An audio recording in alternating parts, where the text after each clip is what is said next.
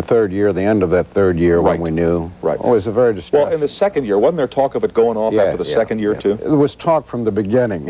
In fact, if it was it was always in trouble. If it is such a hit, why weren't the ratings better on the damn thing? Well, I don't know. There are many schools of thought on that. I don't think Star Trek really ever had the proper time slot, for one thing. Yeah.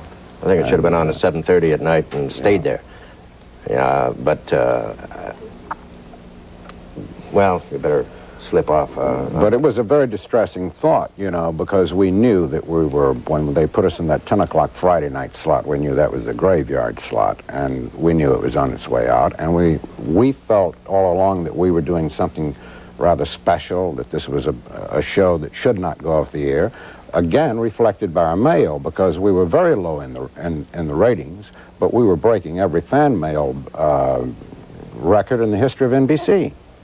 So the two don't add up. You know, the 1,200 homes that govern you is what puts Star Trek off the air. That's the way it has to be. But we were breaking all kinds of fan mail records. Yes. I was told that we were very big in the 30 cities rating, but not in the nationwide. Yeah. In the nationals, I'd like to suggest something terribly sacrilegious. I believe that, and I'm not privy to any special information, but I believe that the ratings probably did reflect accurately our popularity in terms of the network audience.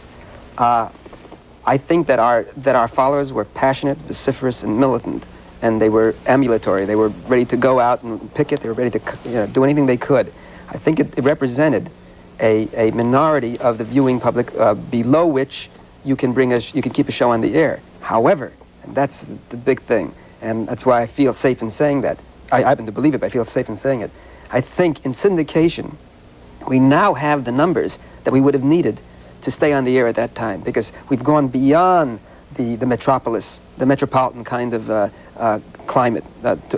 People all over the country are watching the show. The Great Breadbasket, the Bible Belt. You know, science fiction, something that I wasn't particularly familiar with before or was aware of, but science fiction is considered anti-religious, or has been.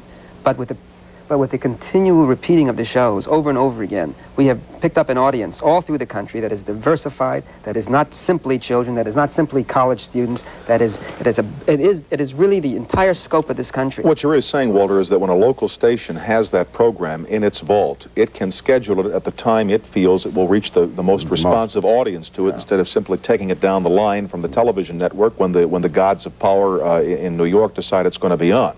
Right. But also, you know, when Walter talks about the Bible Belt, just about every Star Trek show was a great morality play.